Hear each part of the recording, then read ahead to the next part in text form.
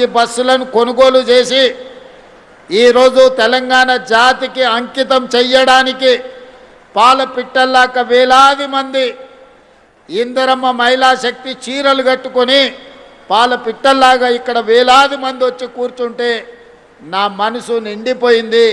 దసరా పండుగ చేసుకున్నట్టుగా నాకు ఆనందంగా ఉంది.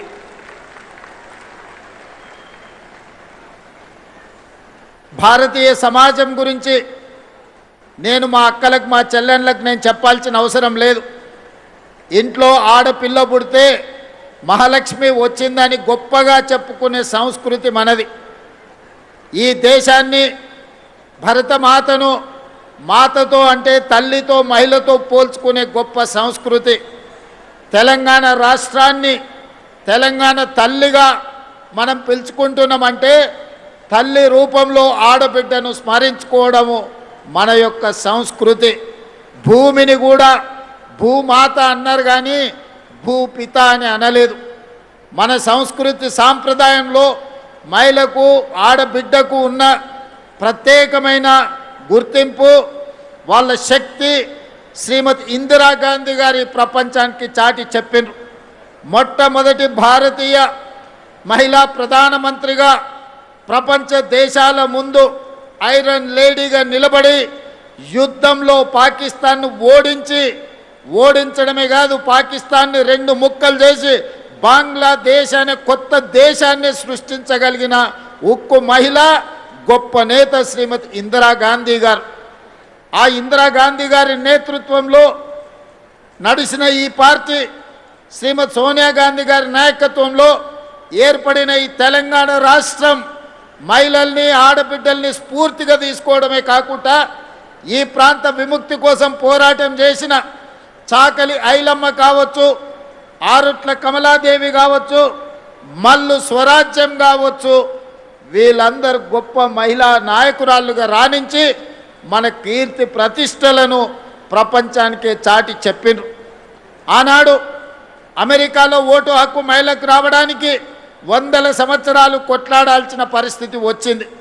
కానీ స్వతంత్రం వచ్చిన ఎంబడే పురుషులతో పాటు సమానంగా మహిళలకు ఓటు హక్కు ఇచ్చి ఈ ప్రభుత్వాన్ని ఎన్నుకునే అధికారం ఆడబిడ్డల చేతుల్లో పెట్టిన పార్టీ ప్రభుత్వం కాంగ్రెస్ పార్టీ. పండిత్ జవహర్లాల్ నెహ్రూ గారు అని ఈనాడు మనం చెప్పుకోవాల్సిన అవసరం ఉన్నది.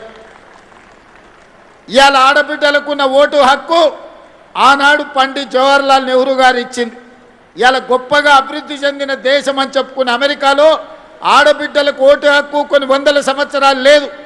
కొట్లాడంగా వాళ్ళకు వచ్చింది.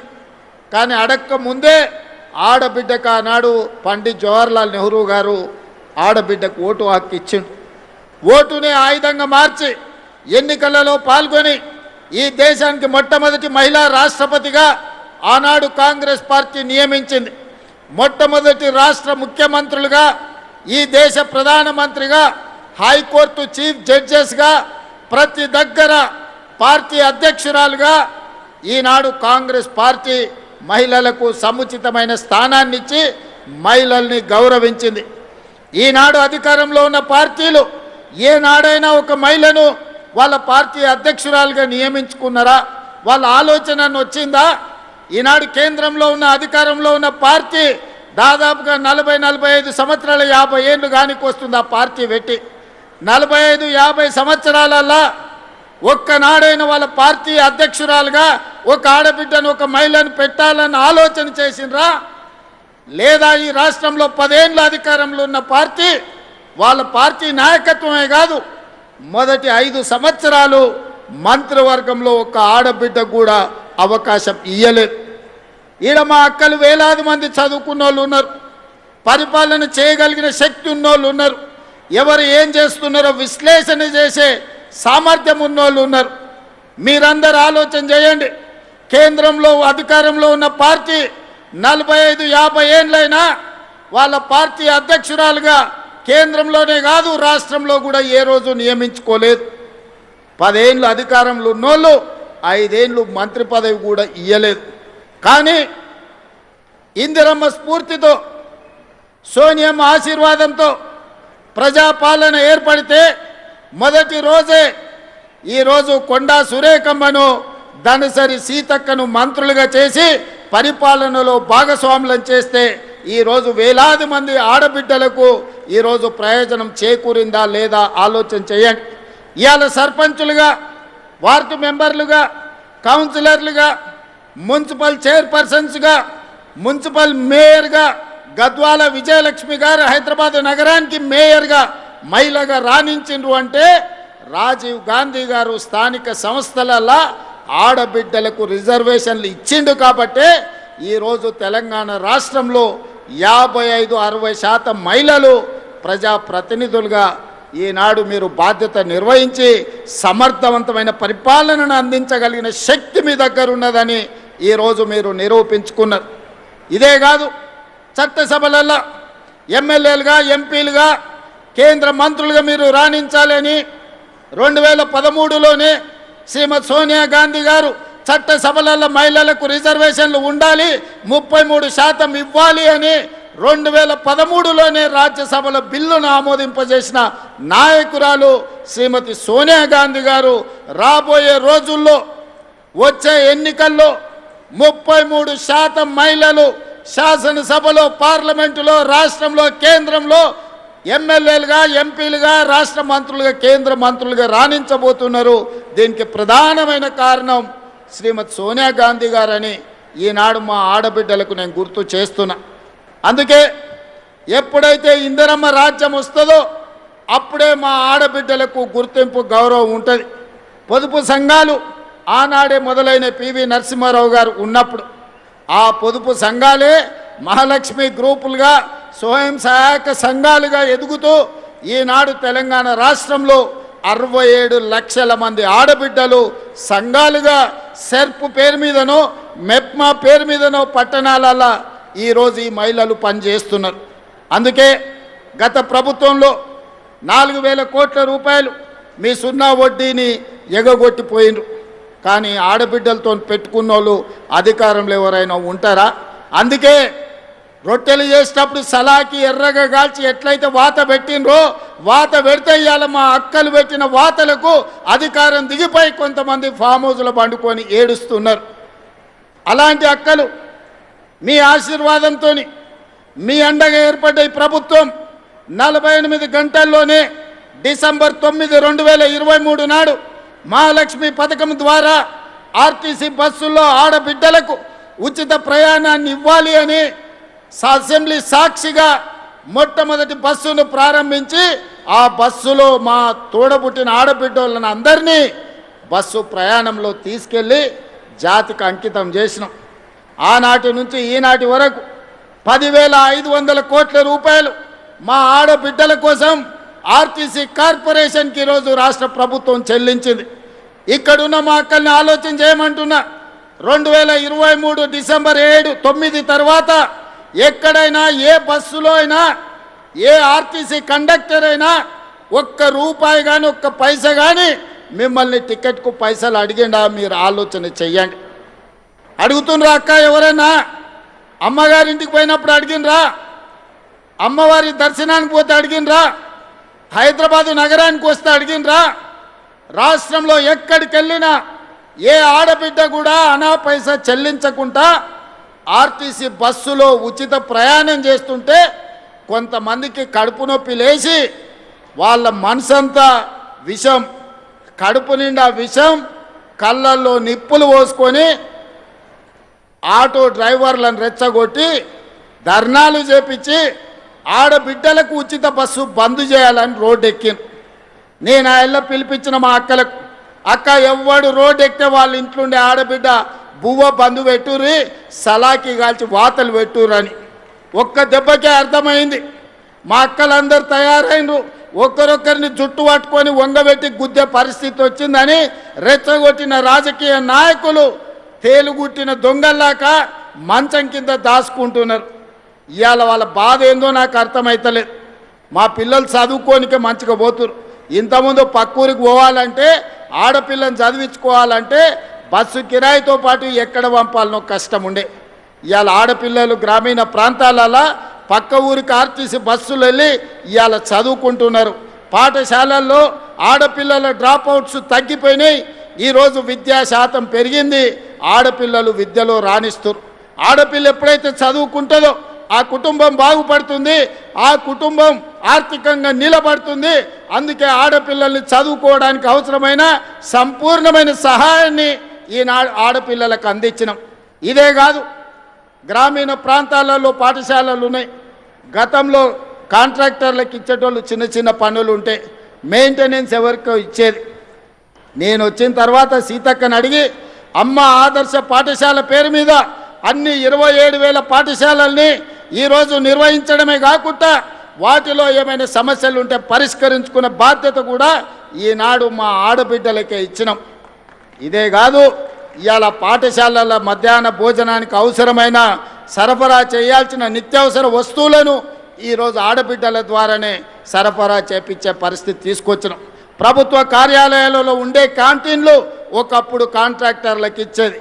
కానీ ఈనాడు ఇందిరా మహిళా శక్తి క్యాంటీన్ల పేరు మీద మా ఆడబిడ్డలకు, మా సంఘాలకే ఈరోజు అప్పచెప్పి వాటిని నిర్వహించే విధంగా ఈరోజు ముందుకు తీసుకెళ్తున్నాం. ఇదే కాదు, ఒకనాడు పెట్రోల్ బంకులు అంటే హైవే వెంబడి వెళ్తుంటే రిలయన్స్ పెట్రోల్ బంక్ అని అంబానీలో పెట్రోల్ బంకులు కనిపించేది. కానీ మా నారాయణపేటకి వెళ్తే మా ఆడబిడ్డల పెట్రోల్ బంకు కనిపిస్తుంది. నెలకు 5-6 లక్షల రూపాయలు సంపాదించుకుంటున్నారు. అంబానీతో పోటీ పడి, రిలయన్స్తో పోటీ పడే పెట్రోల్ బంకుల నిర్వహణ ఈనాడు రాష్ట్రం నలుమూలల మా కలెక్టర్లకు ఆదేశాలు ఇచ్చిన ఎక్కడ ప్రభుత్వ స్థలాలు ఉన్నా మా ఆడబిడ్డలకు పెట్రోల్ బంకులు పెట్టడానికి స్థలం ఇవ్వండి. ఈరోజు అంబానీతోని వాళ్ళు పోటీ పడాలి అని. ఇక సోలార్ విద్యుత్ అనగానే అదానీ గుర్తొస్తాడు ఈ దేశంలో. అదానీ గొప్ప వ్యాపారవేత్త అని చెప్పుకుంటుంటాడు.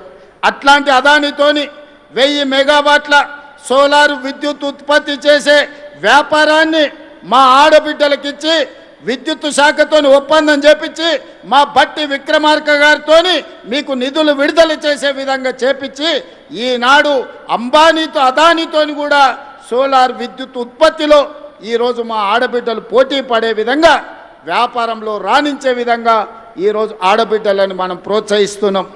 అదే కాకుండా ఇవాళ 22 ఇంతకుముందు కార్పొరేట్ కంపెనీలు వాళ్ళ నెలవారీ సమీక్షలు వాళ్ళ కార్పొరేట్ కార్యాలయంలో పెట్టుకుంటారు. మా ఆడబిడ్డలు ఊర్లలో మహిళా శక్తి భవనాలు లేక చెట్టు కింద కూర్చునేటోళ్ళు. సరిగ్గా వారం 10 రోజుల కింద 8,000 మహిళా స్త్రీ శక్తి భవనాలను ఒకేసారి ప్రారంభించుకొని, మేము గ్రామ పంచాయతీ కట్టాలంటే భూమి దొరకలే. మా అధికారి దివ్యని అడిగిన, ఎట్లా సాధించిందమ్మా మా ఆడబిడ్డల టెక్నిక్ ఏదో నాకు చెప్పండి అని. నల్గొండ మా జిల్లా మహిళా శక్తి ప్రెసిడెంట్ నాకు చెప్పింది, సార్ మన సర్పంచ్ ఎలక్షన్లు వచ్చినప్పుడు మాకు భూమి ఇస్తేనే మీ ఓటు సంగతి చెప్తామంటే అందరు లైన్లో నిలబడి మాకు భూములు ఇచ్చిండ్రు అని చెప్పింది. ఇన్ని రోజులు ఆ ఐడియా మాకు రాలే, ముఖ్యమంత్రి అయినా కానీ. మా అక్కలు సరిగ్గా నరం చూసి ఒత్తిండ్రు. అందరు స్థానిక సంస్థల ప్రజాప్రతినిధులు 8,000 భవనాలు కట్టుకోవడానికి భూములు అప్పచెప్పారు. ఇవాళ వాటికి నిధులు కూడా మా సీతక్క మంజూరు చేసింది. ఇదే కాదు, 22 జిల్లాలల్లో ఇందిరా మహిళా శక్తి భవనాలు కార్పొరేట్ ఆఫీసులతో పోటీ పడే విధంగా మీ జిల్లా ప్రణాళికలు, మీ భవిష్యత్ ప్రణాళికలను రచించుకోవడానికి అద్భుతమైన ఆఫీసులు కట్టుకున్నారు. నాకు తెలిసి తొందరలోనే వాటిని కూడా ప్రారంభించుకోబోతున్నాం.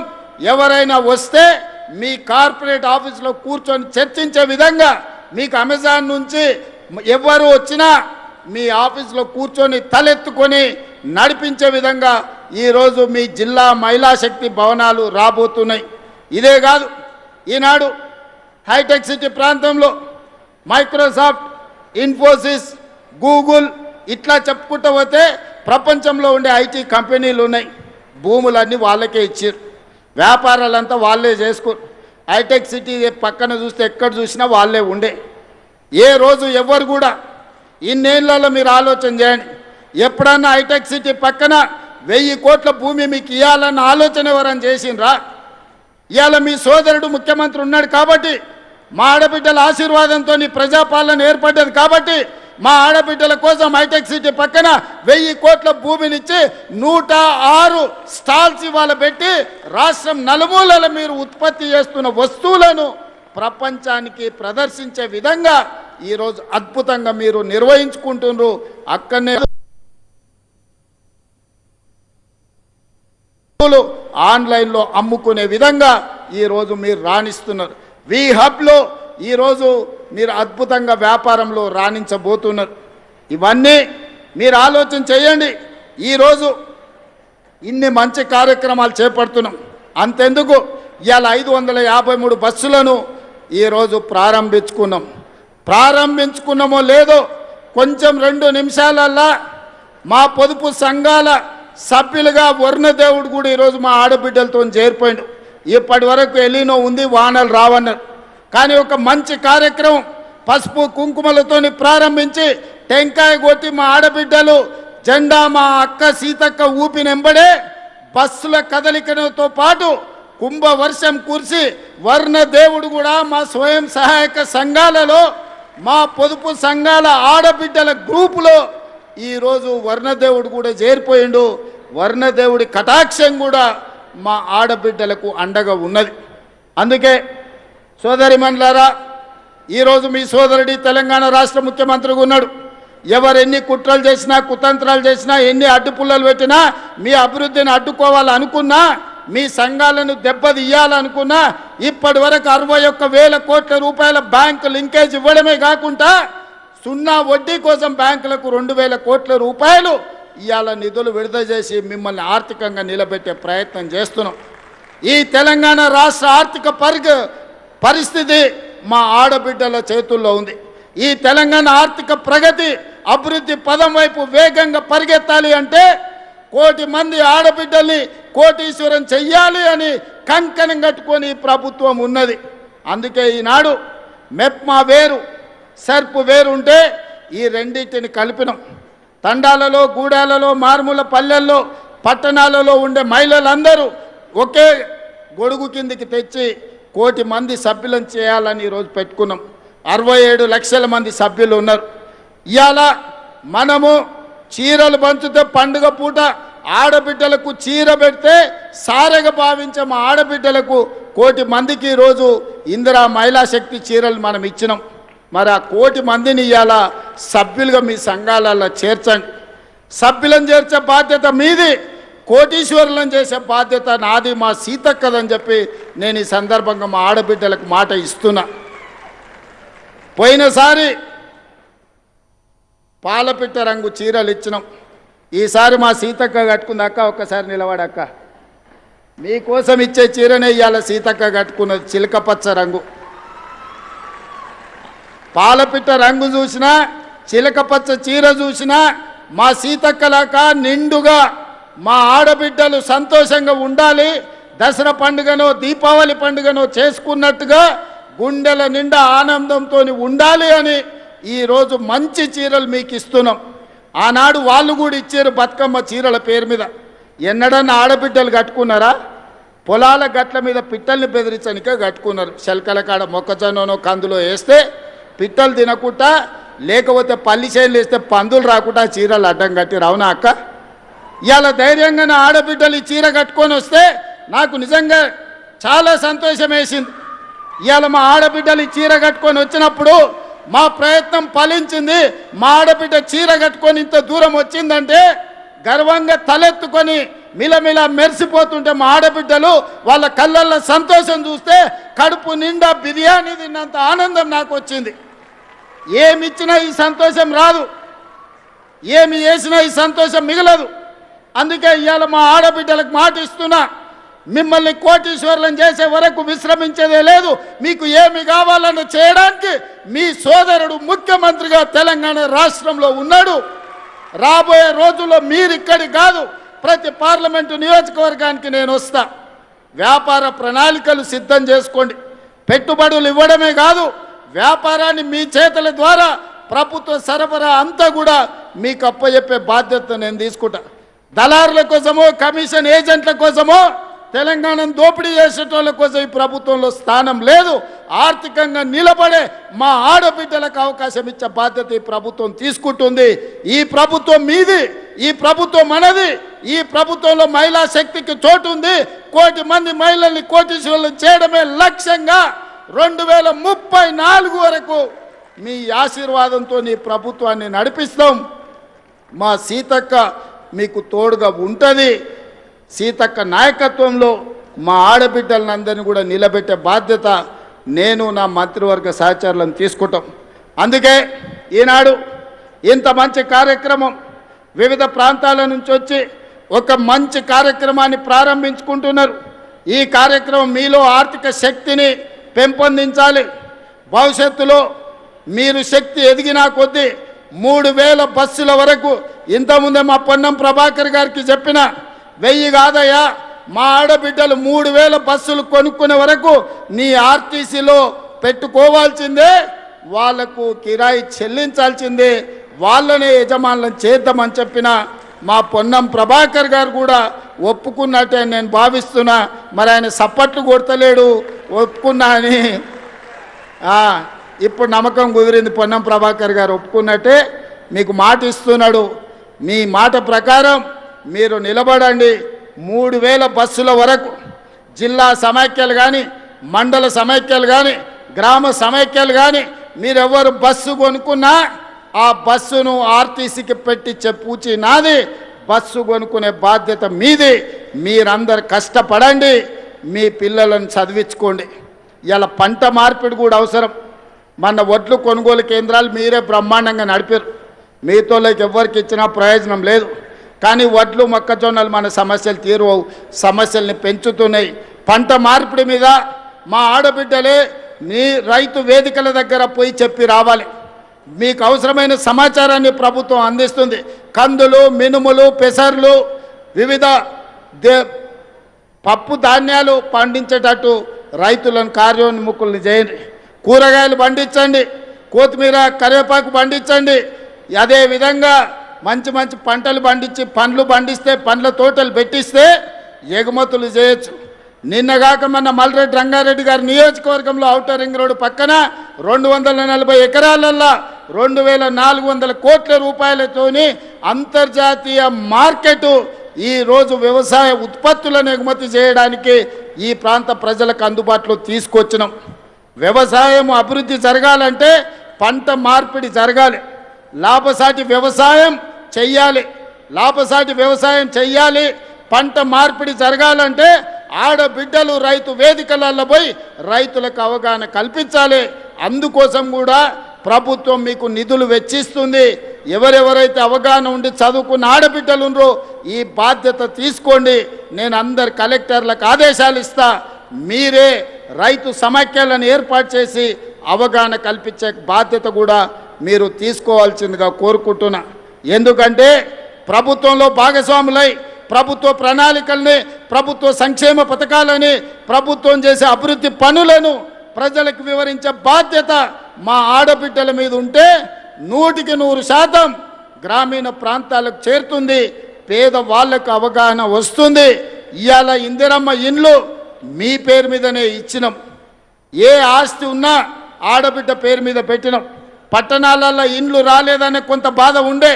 1,00,000 ఇండ్లు తొందరలోనే LIG MIG కింద పొంగులేటి శ్రీనివాసరెడ్డి గారు పట్టణ ప్రాంతాలలో కట్టడానికి ప్రణాళికలు సిద్ధం చేస్తుండు. ఆ ఇండ్లు కూడా ఆడబిడ్డల పేరు మీదనే ఇచ్చి ఆస్తి మీ పేరు మీద ఉంటే ఇంటి ఆయన కూడా మీరు చెప్పినట్టు వింటాడు. లేకపోతే ఆయన నగదు ఉంటే తీసుకుపోయి బెల్ట్ షాపులు ఇచ్చొస్తాడు. అందుకే ఆస్తి ఏదున్నా ఆడబిడ్డ పేరు మీద ఉండాలి. నగది ఏదన్నా ఉన్నా ఆడబిడ్డల గల్ల పెట్టెలో ఉండాలని నేను సంపూర్ణంగా నమ్ముతున్నా. ఆడబిడ్డల్ని ఆర్థికంగా నిలబెట్టడానికి సంపూర్ణమైన ప్రయత్నం చేస్తా. వివిధ సుదూర ప్రాంతాల నుంచి వచ్చిన మా ఆడబిడ్డలందరూ కూడా జాగ్రత్తగా వెళ్ళండి. వ్యవసాయ పనులు ప్రారంభమవుతున్నాయి. మృగశిర కార్తె మంచి వానను తీసుకొచ్చింది. మంచి మనసుతో మీరు తలపెట్టిన ఈ కార్యక్రమాన్ని వర్ణ దేవుడు కూడా ఆశీర్వదించండు. మీకు ఎవరు అడ్డం వచ్చినా మీ ఆర్టీసీ బస్సుతో తొక్కించుకుంటూ ముందుకు వెళ్ళండి. ఆడబిడ్డలతోని పెట్టుకున్నోడు ఎవడు బాగుపడ్డోడు లేడు. మీ బస్సు విషయంలో కావచ్చు, మీ అభివృద్ధి విషయంలో కావచ్చు, నాకు సంపూర్ణమైన నమ్మకం ఉన్నది. మీరందరూ సంతోషంగా ఉన్నట్టేనా? మీరందరూ సంతోషంగా ఉన్నట్టేనా? ఇక్కడికి వచ్చిన వాళ్ళందరూ సంతోషంగా ఉన్నట్టేనా?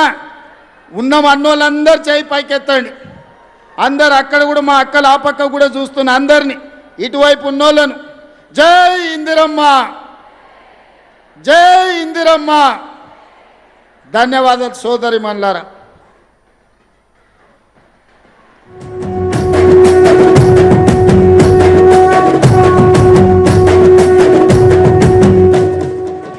రంగుల జెండా బట్టి సింగమోలే కదిలినాడు ఒక్కరో కాంగ్రెస్ సూర్యుడు మన రేవంత్ అన్న నిగ్గదీసి అడిగే మునగాడు.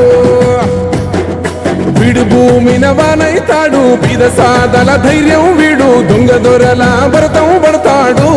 మన రేవంత్ అన్న పేద ఇంటికి పండుగ తెస్తాడు. సోనియమ్మ దివెనతోని రాహులన్న సైనికుడయ్యి పెద్ద కొడుకై యుద్ధం చెయ్య సిద్ధమాయే రేవంత్ అన్న. 3 రంగుల జెండా పట్టి సింగమోలే కదిలినాడు ఒక్కరో కాంగ్రెస్ సూర్యుడు మన రేవంత్ అన్న నిగ్గదీసి అడిగే మునగాడు.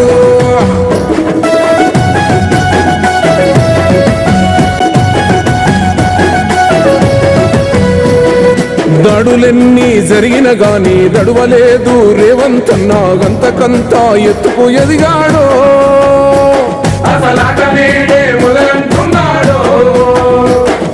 మొక్కనాడు పోలేదు, ఒక్కడయ్యి కొట్లాడాడు, అందుకే పెద్ద నాయుడయ్యాడో. బంధురా ఎదిగాడో అమరవీరుల త్యాగం చూసి అమ్మ సోనియ చలువతోటి వచ్చిన మన తెలంగాణ రక్షణే ధ్యేయమంటున్నాడు. 3 రంగుల జెండా బట్టి సింగమోలే కదిలినాడు ఒక్కరో కాంగ్రెస్ సూర్యుడు మన రేవంత్ అన్న నిగ్గదీసి అడిగే మునగాడు.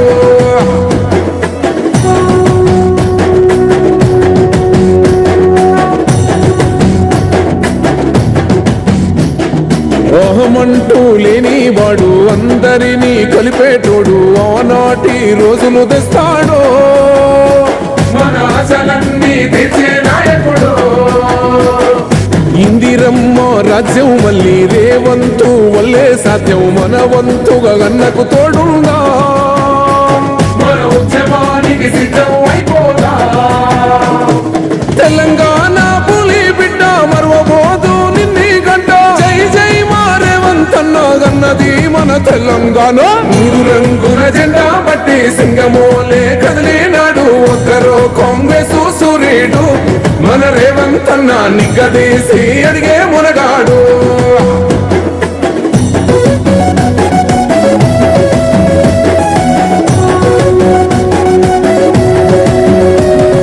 రాజ్యమొచ్చి 7 ఏళ్ళాయే, రాతలింకా మారకపాయే, మోసగాడి చేతుల జిక్కిల్ది రాష్ట్రం మొదటి కన్నా ఈడమైంది.